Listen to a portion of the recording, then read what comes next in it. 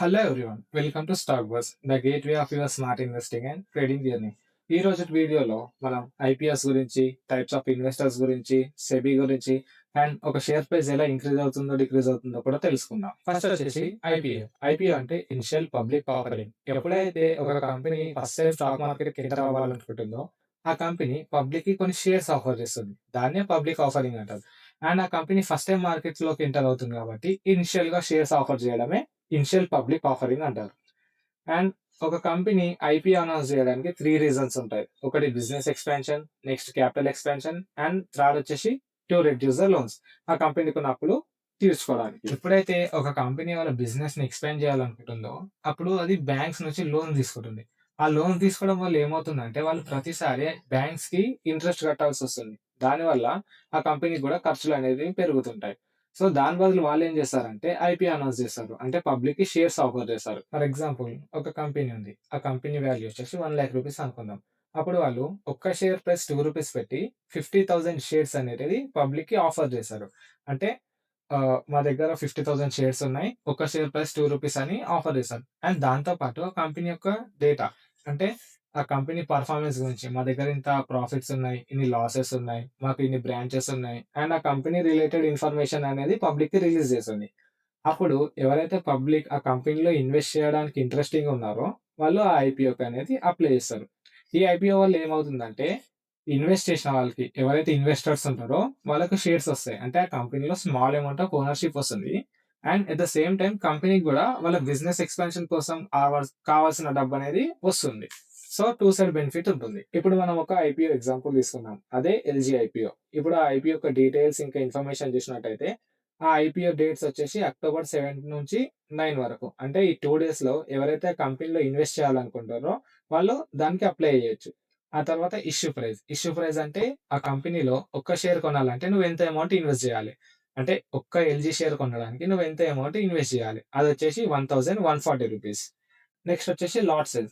Lot size అంటే ఎప్పుడైతే company IPO announce చేస్తుందో, వాళ్ళు బల్క్‌లో షేర్స్ అనేటివి ఆఫర్ చేస్తారు. అంటే మనం ఒక్క షేర్, 2 షేర్లు కొనలేం. వాళ్ళు ఒక సైజ్ ఫిక్స్ చేస్తారు. మినిమమ్ ఒక 20 షేర్స్, మినిమమ్ 30 షేర్స్ కొనాలని అర్థం. దాన్నే లాట్ సైజ్ అంటారు. సో, ఎల్‌జీ కంపెనీ ఫిక్స్ చేసిన లాట్ సైజ్ వచ్చేసి 13 షేర్స్. అంటే నువ్వు మినిమమ్ 13 షేర్స్ కొనాలి. లేదా అంతకంటే ఎక్కువ కొనాలి. ఇప్పుడు లిస్టింగ్ డేట్. లిస్టింగ్ డేట్ అంటే ఆ కంపెనీ స్టాక్ మార్కెట్‌లో ఎప్పుడు లిస్ట్ అవుతుంది. దాన్నే లిస్టింగ్ డేట్ అంటారు. అది October 14. Listing price. Listing price అంటే కంపెనీ స్టాక్ మార్కెట్‌లోకి ఎప్పుడు లిస్ట్ అవుతుందో అప్పుడు ఆ షేర్ ప్రైస్ ఎంత ఉంటుంది. అదే 1,070.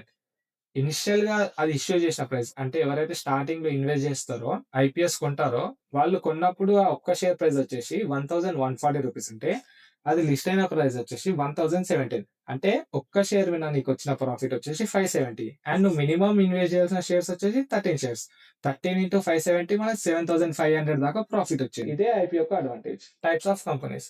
మనకు మార్కెట్‌లో 3 టైప్స్ ఆఫ్ కంపెనీస్ ఉంటాయి. ఒకటి లార్జ్ క్యాప్, ఇంకోటి మిడ్ క్యాప్, లాస్ట్ వచ్చేసి స్మాల్ క్యాప్.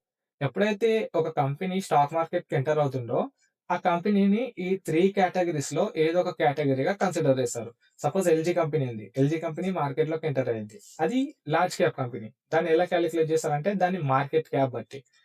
ఒకవేళ కంపెనీ యొక్క మార్కెట్ క్యాప్ 20,000 క్రోర్స్ కంటే ఎక్కువ ఉందనుకో, దాన్ని లార్జ్ క్యాప్ కంపెనీ అంటారు. లేదు ఆ కంపెనీ యొక్క మార్కెట్ క్యాప్ అనేది 5,000-20,000 క్రోర్స్ మధ్యలో ఉందనుకో, దాన్నే మిడ్ క్యాప్ కంపెనీ అంటారు. అండ్ స్మాల్ క్యాప్ కంపెనీ వచ్చేసి 5,000 క్రోర్స్ కంటే తక్కువ మార్కెట్ క్యాప్ ఉంటే దాన్నే స్మాల్ క్యాప్ కంపెనీ అంటారు. లార్జ్ క్యాప్ కంపెనీ ఎగ్జాంపుల్స్ వచ్చేసి ఇన్ఫోసిస్, టీసీఎస్.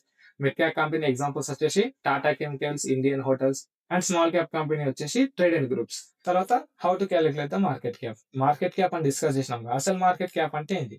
మార్కెట్ క్యాప్ అంటే ఆ కంపెనీలో ఉన్న టోటల్ షేర్స్ ఇంటూ ఆ కంపెనీ యొక్క ప్రెజెంట్ షేర్ ప్రైస్. దీన్నే మార్కెట్ క్యాప్ అంటారు. Types of investors.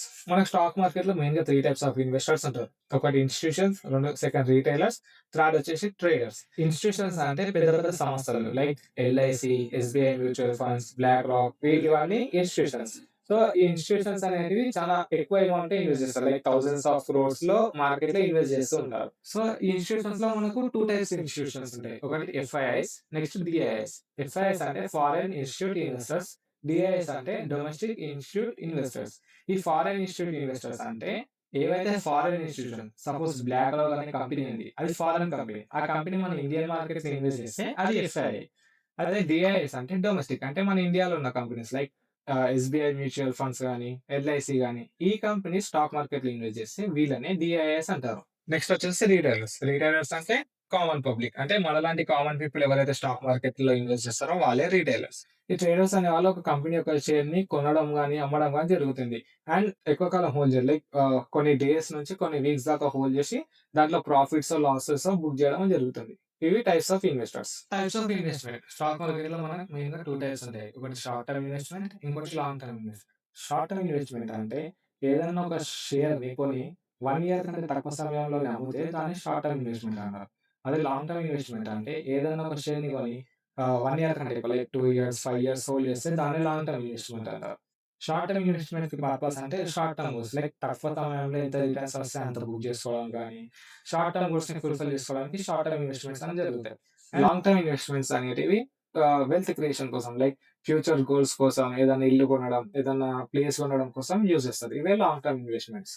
సెబీ అంటే securities and exchange board of India. ఈ సెబీ అనేది స్కూల్‌లో ప్రిన్సిపల్ లాగా. నార్మల్‌గా ఒక స్కూల్‌లో ప్రిన్సిపల్ ఏం చేస్తాడు? ఫ్యాకల్టీ కరెక్ట్‌గా ఉన్నారా లేదా? స్కూల్‌లో పిల్లలు కరెక్ట్‌గా చదువుతున్నారా? అందరూ కరెక్ట్ టైంకొస్తున్నారా? ఎవరి పని వాళ్ళు కరెక్ట్ చేస్తున్నారా లేదా అని చెక్ చేస్తారు. సేమ్ సెబీ గూడా స్టాక్ మార్కెట్‌లో కంపెనీస్ సరిగ్గా పెర్ఫార్మ్ చేస్తున్నాయా లేదా? ఆ కంపెనీస్ ఏదైనా ఫ్రాడ్ చేస్తున్నాయా? లేకపోతే ట్రేడింగ్ చేసేవాళ్ళు ఏదైనా తప్పుగా చేస్తున్నారా? ఇన్వెస్టర్స్‌ని ప్రొటెక్ట్ చేస్తుంటుంది. లైక్ ఇన్వెస్ట్ చేసిన వాళ్ళ మనీని వాళ్ళ ఇన్వెస్టర్స్ యొక్క డేటాని ప్రొటెక్ట్ చేస్తుంది. ఇది సెబీ యొక్క రోల్. How price changes. ఏదన్నా కంపెనీ షేర్ ప్రైస్ అనేది చేంజ్ కావడానికి మెయిన్‌గా 4 రీజన్స్ ఉంటాయి. ఒకటి demand, supply. Next company performance. ఆ తర్వాత కంపెనీ యొక్క రిజల్ట్స్. ఆ తర్వాత company related news. First demand and supply. దీన్ని ఒక సింపుల్ ఎగ్జాంపుల్‌తోని చూసుకుందాం. కొన్ని కొన్ని సీజన్స్‌లో వెజిటబుల్ ప్రైసెస్ అనేవి చాలా తక్కువుంటాయి. కానీ కొన్ని కొన్ని సీజన్స్‌లో వెజిటబుల్ ప్రైసెస్ అనేవి చాలా ఎక్కువుంటాయి. ఫర్ ఎగ్జాంపుల్ టమాటాలు తీసుకుంటే కేజీ టమాటో ప్రైస్ కొన్ని సీజన్స్‌లో రూ. 20, రూ. 30 ఉంటాయి. అదే కొన్ని సీజన్స్‌లో 120 ఈవెన్ 200 కూడా దాటుతాయి ఒక్కొక్కసారి. సో, దీన్నే డిమాండ్ అండ్ సప్లై అంటారు. సపోజ్ టమాటాలు అమ్మేవాళ్ళు ఎక్కువ మంది ఉండి, కొనేవాళ్ళు తక్కువ మంది ఉంటే దీన్ని సప్లై అంటారు. అంటే అమ్మడానికి స్టాక్ ఎక్కువుంది. కానీ కొనేవాళ్ళు ఎవరు లేరు. అప్పుడు ఆటోమేటిక్‌గా ప్రైస్ తక్కువుంటుంది. ఎక్కువ మంది కొంటారని.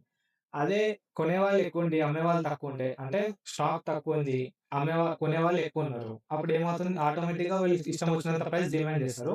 అవసరం ఉన్న వాళ్ళు ఎలా అన్నా కొంటారు. దీన్నే డిమాండ్ అంటారు. Company performance. కంపెనీ పెర్ఫార్మన్స్ అంటే ఆ కంపెనీ ఎలా పెర్ఫార్మ్ చేస్తుంది. లైక్ దానికి ఎంత ప్రాఫిట్స్ ఉంది? ఎంత లాసెస్ ఉన్నాయి? ఆ కంపెనీలో ప్రొడక్షన్ ఇంక్రీజ్ అవుతుందా? డిక్రీజ్ అవుతుందా? ఆ కంపెనీ యొక్క సేల్స్ ఇంక్రీజ్ అవుతున్నాయా? డిక్రీజ్ అవుతున్నాయా? దీన్నే కంపెనీ పెర్ఫార్మన్స్ అని అంటారు. రిజల్ట్స్. రిజల్ట్స్ అంటే స్టాక్ మార్కెట్‌లో ఏ కంపెనీ అయినా ప్రతి క్వార్టర్ అంటే ప్రతి 3 మంత్స్‌కి ఆ కంపెనీ యొక్క ప్రాఫిట్స్ గురించి, ఆ కంపెనీ యొక్క లాసెస్ గురించి ఒక రిజల్ట్స్ అని ఇస్తుంది. దాన్ని బట్టి కూడా షేర్ ప్రైస్ అనేది చేంజ్ అవుతుంది. న్యూస్. న్యూస్ అంటే కంపెనీకి రిలేటెడ్ న్యూస్. లైక్ సపోజ్ ఏదైనా కొత్త ప్రొడక్ట్ లాంచ్ చేస్తే అప్పుడు కూడా షేర్ ప్రైస్ ఇంక్రీజ్ అవ్వచ్చు. లేకపోతే ఆ కంపెనీకి ఏదైనా పెద్ద పెద్ద ఆర్డర్స్ వస్తే అప్పుడు కూడా షేర్ ప్రైస్ ఇంక్రీజ్ అవ్వచ్చు. అండ్ సపోజ్ ఏదైనా ఆ కంపెనీలో ఫ్రాడ్ జరిగిందని న్యూస్ వస్తే అప్పుడు ఎట్ ద సేమ్ టైమ్ ఆ కంపెనీ యొక్క షేర్ ప్రైస్ కూడా డిక్రీజ్ అవ్వచ్చు.